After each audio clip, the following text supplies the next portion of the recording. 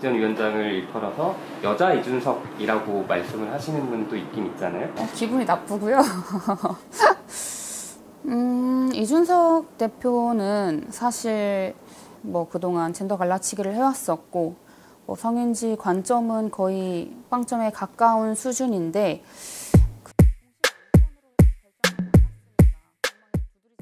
제가 민주당을 사랑하고 아끼는 만큼 민주당이 변해야 한다고 이제 생각을 하고 있기 때문에 당대표 출마를 결심을 했습니다. 공식 안건으로 결정하지 않았으니까, 방망이를 두드리지 않았으니까 저는 아직 이거는 공식으로 결정이 났다라고 판단할 수는 없다고 봅니다.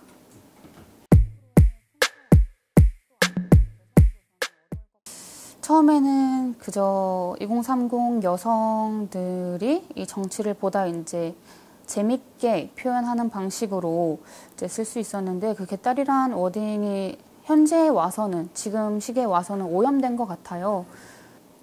이 개딸 집회라고 했을 때도 더 뭐 5060의 남성분들, 여성분들도 이제 많이 와 계시기도 하고 하더라고요. 이게 이 개딸이라는 프레임에 숨어서 이 폭력적인 그런 모습들을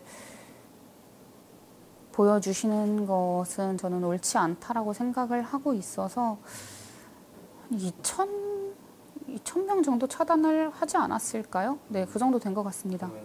줄어드나요? 네, 많이 줄어들었습니다. 정말 많이 받을 때는 이제 10,000개씩 받았었죠. 네.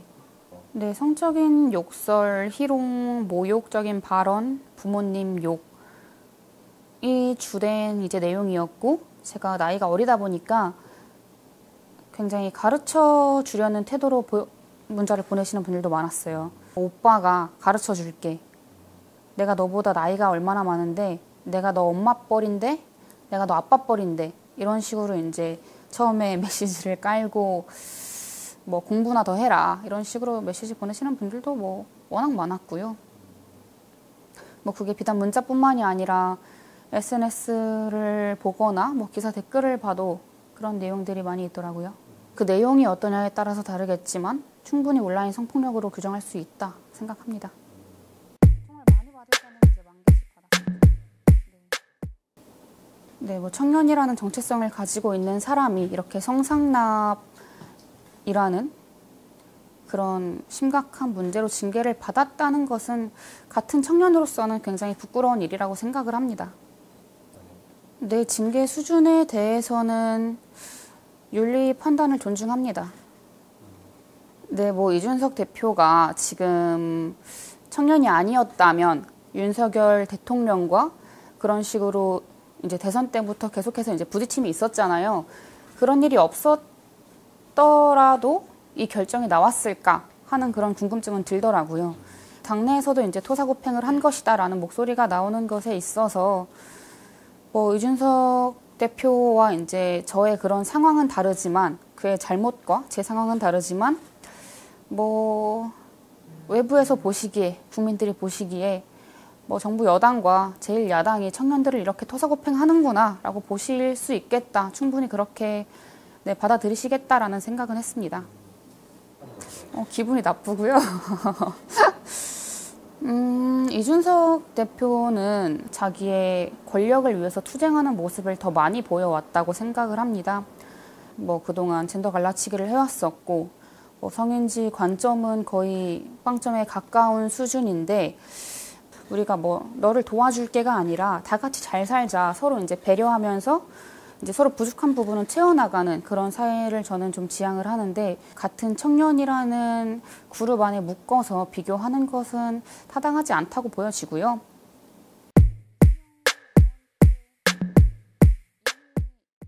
뭐 다들 어대명이라고 하시고 또 이재명 의원의 그런 지지율이 높다 보니까 의미 있는 대결을 할 수 있을까? 내가 좀 비길 수 있을 만한 지지도를 얻을 수 있을까라고 이제 생각을 했었던 것이고요.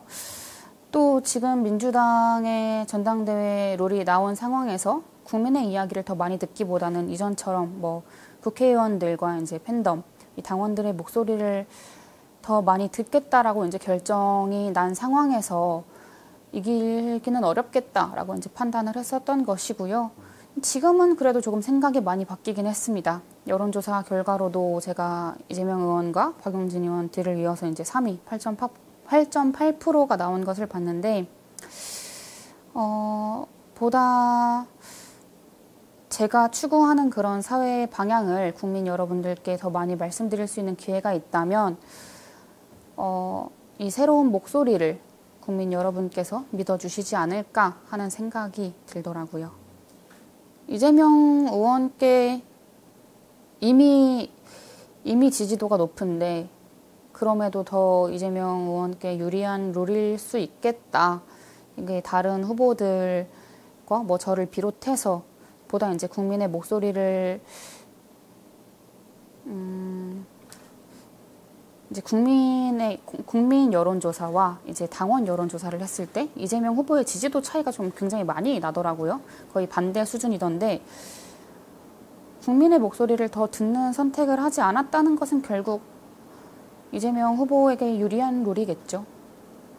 앞으로의 총선, 또 앞으로의 대선도 저는 어려울 것 같다고 이제 보여집니다. 최소한 국민 여론조사를 정말 70%라도 이제 적용을 해야 한다라고 이제 말씀을 드리고 싶습니다.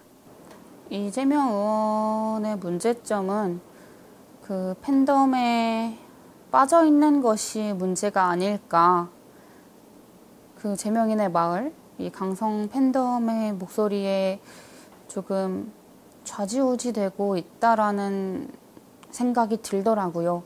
이전에 송가혁과 이제 손절했던 것처럼 지금도 저는 그런 결단을 보여주셔야 된다고 생각을 하고, 그렇지 않으면 앞으로의 대선은 어렵다고 판단합니다.